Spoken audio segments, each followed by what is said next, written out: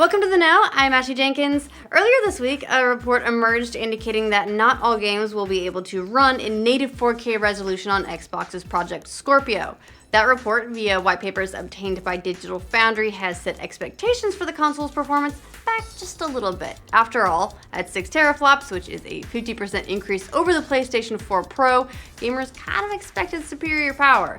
Xbox boss Phil Spencer doesn't appear too fazed by the leak though, well, not publicly anyway. In response to a query on Twitter about whether the console will be able to run games in native 4K, Spencer said, yes, which sounds, well, definitive enough. He expanded on that in another tweet saying, honest, my focus is just on getting games ready to show and play. That will be the explanation. I'm confident in the results. It is worth noting, however, that this isn't a huge shift from his previous stance, as Microsoft has previously announced that all first-party games will run at native 4K, and it's the third-party ones that remain up in the air. So, we'll see. Like he said, that will be the proof.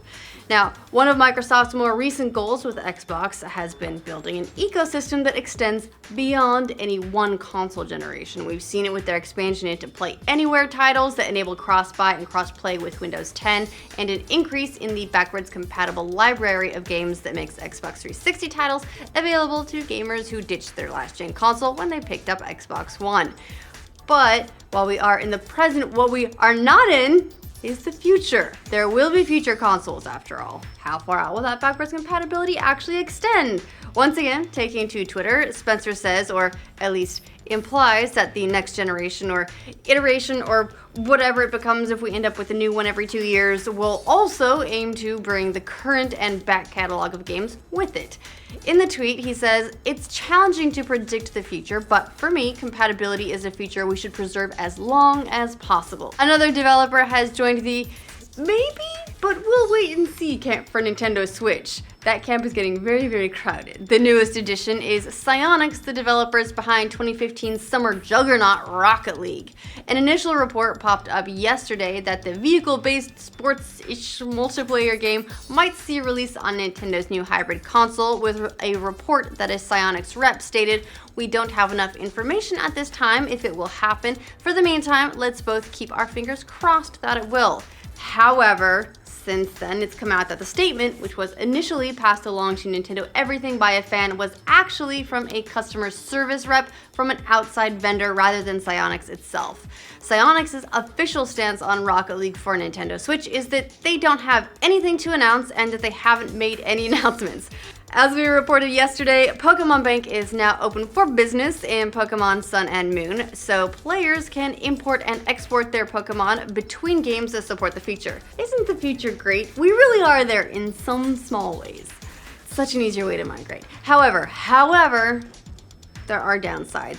Like, for example, the return of an old glitchy Pokemon bringing all its problems with it. Specifically, Missing No, or Missing Number. Missing No isn't actually a Pokemon at all. It's a programming error dating back as far as Red and Blue. The mess of scrambled graphics could be used in battles and occupied storage like a regular Pokemon, though it always caused its own issues, like freezing Pokemon Yellow if you tried to catch it. So there was that. But it could be caught in the virtual console versions of the original generation of games and then stored in the bank. So, of course, some people have it, and those players tried importing it into Sun and Moon, and now it's causing a whole new generation of headaches. In this case, it will rename all the Pokemon in the box you transfer with it, shifting all the names around by one. And since Pokemon can't be re-nicknamed after they're moved, your Pokemon are stuck being called the wrong name forever. Huge issue. Not really. I mean, if you're messing with Missing No, you already know what you're getting yourself into, but amusing? Absolutely. There's going to be a lot of very confused Pokemon out there. Japanese gamers are suckers for the next cool technology, and they also seem to get all the really cool limited editions first, which I'm never getting over. I'm always jealous. Well, now all those suckers are lining up for the new cool kid in town, PlayStation VR, which has been out since October.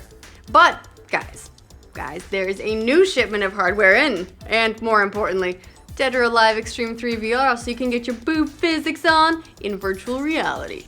In all seriousness, though, it's interesting to see the long lines of consumers coming out during the week for new shipments of hardware that have been in, frankly, very short supply. As we've noted in some previous reports, PlayStation VR hardware sales projections were downgraded pretty severely last year from 2.6 million units to 750,000 units, which that's still a lot of units, but that's a pretty big come down.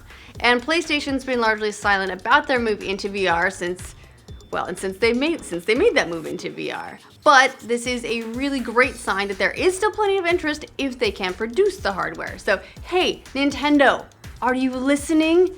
Get back to work on more NES classics, chop chop, okay? People are hungry for those. As promised, a new trailer for Mass Effect Andromeda has dropped. Gameplay?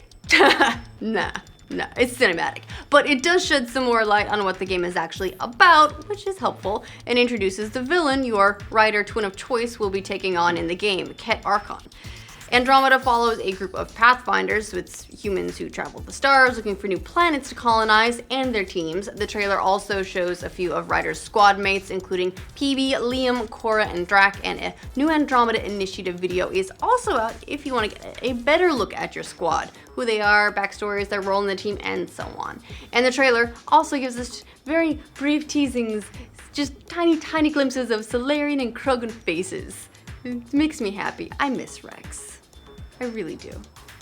Hideo Kojima has spoken very briefly about his messy split from Konami in the past, but now he's opened up a little bit more to both BBC and IGN, sharing a little bit more about his take on the whole thing, and actually, he's very level-headed about the whole thing. He credits all his experiences, including those at Konami, for shaping the artist he is today, saying, "The me that stands here now is the product of the past 53 years of my life." Oh, Kojima, you don't look a day over 35. "Everything I've experienced over 53 years, movies I've seen, books I've read, music I've listened to, games I've played, people I've met, and the 30 years spent in this industry have formed who I am. Not one of these things has been without purpose, including my experience creating games at Konami." So he's, well, publicly at least, less bitter than his buddy Guillermo del Toro, who's fully on the Konami train. However, he says he is happy to be independent now, because he also said, "This company is not listed on the stock exchange, so we don't need to worry about pleasing investors. We can just concentrate on making good games." Well, we look forward to figuring out whatever the hell Death Stranding is about. Now, Kojima is known for some pretty cinematic video games, and speaking of that, one of the great cinematic masterpieces of all time wants to do the video games thing. A team of developers have launched a Kickstarter to create a game based on the 1979 film Apocalypse Now. In the proposed game, players take on the role of Captain Benjamin Williard to explore their own version of the tale using the movie's story as a basic framework. Francis Ford Coppola, the filmmaker behind the original, has actually given his blessing to the project, saying, "40 years ago, I set out to make a personal art picture that could hopefully influence generations of viewers for years to come. I've been watching video games grow into a meaningful way to tell stories, and I'm excited to explore the possibilities for Apocalypse Now for a new platform and a new generation." The game is being developed by American Zoetrope with a team that includes veteran developers behind Gears of War, Battlefield, Far Cry, Fallout, The Witcher, Pillars of Eternity, and a bunch more. So if you're wondering if the developers actually know how to make games and deliver on them, they do. Still, it is a pretty ambitious ask. The team is looking for $900,000 to complete the project. So far, they're only $60,000 of the way there, but there are 28 days to go in the campaign. We wish them the best of luck.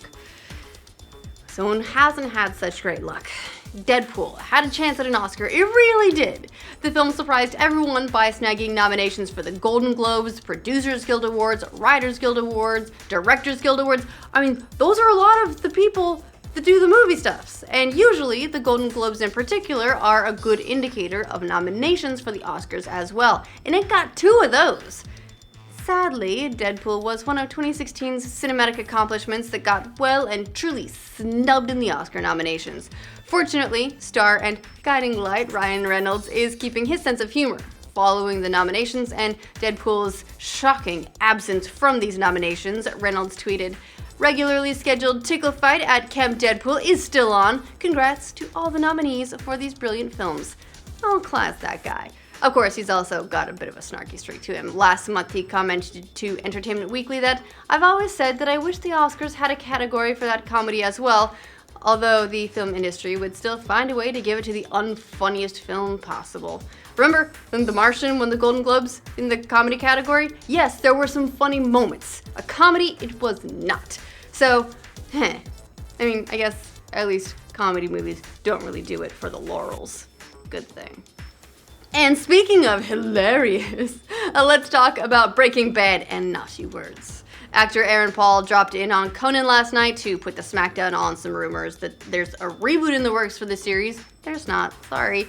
Gotta make do with Better Call Saul. But really, he came to shed some light on the show's restrictions for swearing. It turns out they could say bitch as much as they wanted, in case you couldn't tell, but they had hard limits elsewhere. Specifically, only 6 shits per year and 1 good fuck. So I guess AMC doesn't care so much about how gory the zombie killing in The Walking Dead gets. Just squash those schools like melons, no problem. But watch your language, guys. And whatever you do, be extra careful with boobs. Well, that's all the news we have for you guys today. What do you think of all these stories? Let us know in the comments below. And to make sure you get all the news from every corner of the internet that we think is kind of funny and interesting, make sure you like this video and subscribe to the Know. I did it. It took a while to get there, but I did it. Let's go. So players can import and export their game. So players can import and export their Pokemon. Damn it, why can't I stopped wordsing. This is the worst. This is the worst